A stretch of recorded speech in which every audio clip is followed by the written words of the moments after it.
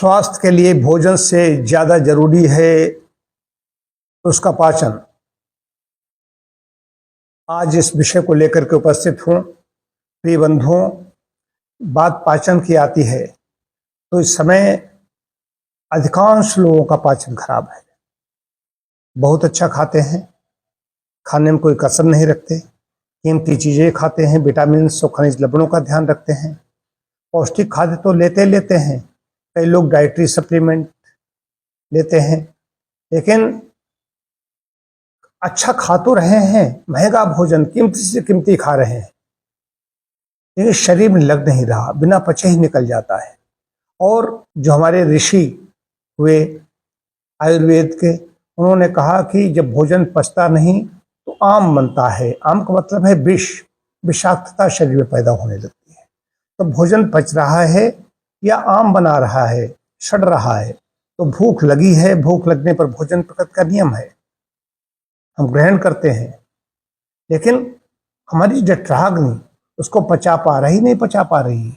तो दो चीजें हैं, इनका अच्छा पाचन है और अपने पाचन को अच्छा बनाए रखें, उसके लिए ऐसा आहार लें, नियमित समय पर खाएं, भूख लगने पर खाएं, अच्छी तरह चबा करके खाएं, व्यायाम करें, सोना जागना सब कुछ नियमित होगा तो उनका पाचन ठीक रहेगा। पाचन पर पूरा शरीर, भाई पाचन, भूख, पाचन, अवशोषण, एक मल विसर्जन, एक क्रियाएं हैं। अब मलक्रिया ठीक नहीं हो रही, मलक्रिया ठीक नहीं हो रही जिसका मतलब कि आम बनने लगा है। वो दोष चारों शाखाओं में पहुंचेंगे, शरीर में, हाथों में, पैरों में पहुंच जाएंगे, सिर में पहुंच जाएंगे, फिर निकालना मुश्किल है। यहाँ पर दोष तड़ियों में भी है, यहाँ पर इकट्ठा है, इनको जल्दी निकाला जा सकता है, लेकिन जब शाखाओं में दोष पहुंच जाते हैं उनको बड़ी मुश्किल से निकाल पाते हैं। जब दोष वापस लौटेंगे, कोष्ठक में आएंगे, तब उनको बाहर निकालेंगे। बात महंगे खाद्य पदार्थों की नहीं है, सप्लीमेंट्स की नहीं है, बात है पाचन क्रिया की। पाचन क्रिया हमारी कितनी अच्छी है उसको देख करके हमें वैसी चीजें ग्रहण करनी होगी। पाचन क्रिया मंद है, मंदाग्नि है, तो हमें हल्का भोजन लेना होगा, सुपाच्य भोजन लेना होगा, ज्यादा गरिष्ठ भोजन हम नहीं ले सकते हैं, नहीं तो अग्निमंद पहले से ही चली आ रही है और ज्यादा शरीर में विष इकट्ठा होने लगेगा।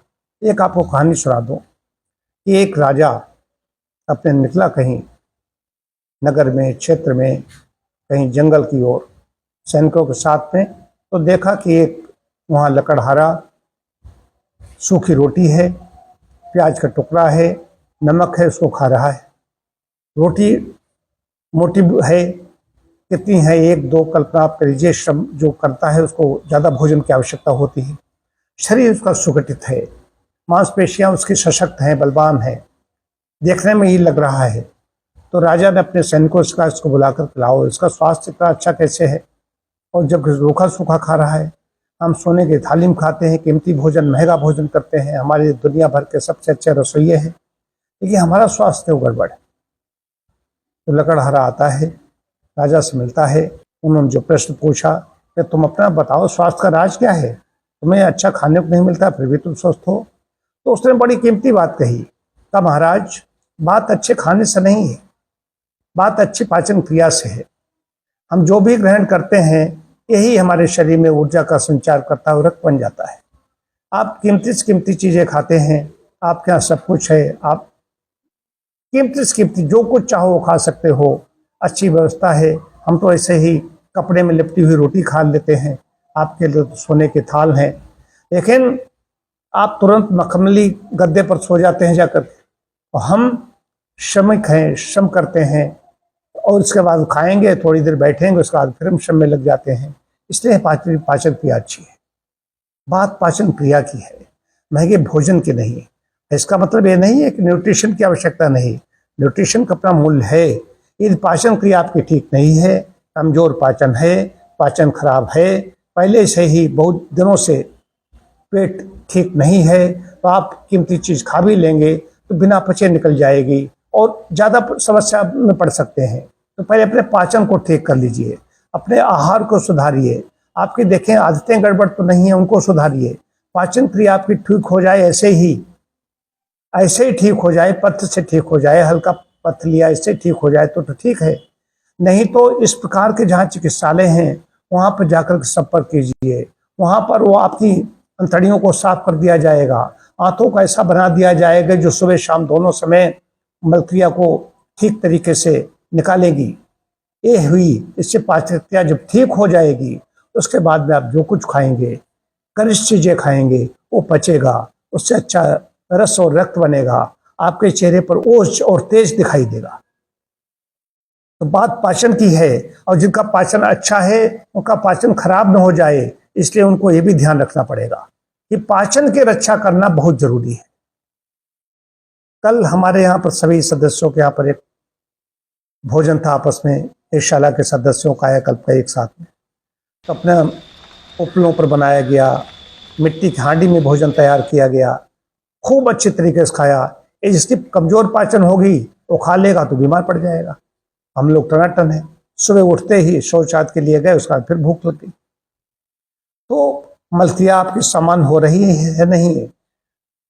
समदोषा समग्निश समधातु मलक्रिया प्रसन्नात्येन्द्रिय मनः स्वस्थ इति विधीयते। मलक्रिया अगर ठीक नहीं है तो प्रसन्नता नहीं हो सकती, प्रसन्न व्यक्ति नहीं रह सकता। जैसे शौचालय में गए, कुछ लोग वहां से खिले खिले निकलते हैं, मन प्रसन्न हो जाता है, मोशन क्लियर हो गया।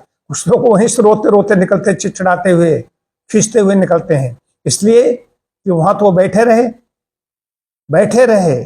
तो जो मूलाधार है उसका देवता गणेश है, इसलिए गणेश क्रिया कही गई। कुछ लोग करते हैं, गणेश क्रिया की भी आवश्यकता न पड़े, बल्कि ऐसी होनी चाहिए। तो मलक्रिया ठीक नहीं होती, झुंझलाते हुए निकलते हैं कि देवता रुष्ट है, गणेश जी रुष्ट हैं। ये समझने की बात है। तो मलक्रिया ठीक रखें, पाचन क्रिया ठीक रहेगी तो मलक्रिया ठीक रहेगी। उसके लिए वैसा आहार लेना पड़ेगा, फाइबरस डाइट लेनी पड़ेगी, रेशयुक्त भोजन लेना पड़ेगा, व्यायाम करना पड़ेगा। व्यायाम का बहुत बड़ा क्षेत्र है, टहलना है, दौड़ना है, जॉगिंग करना है, खेलना है, बॉक्सिंग करना है, डंबलिंग करना है, लटकना है, योगासन करना है, प्राणायाम करना है, बहुत कुछ है।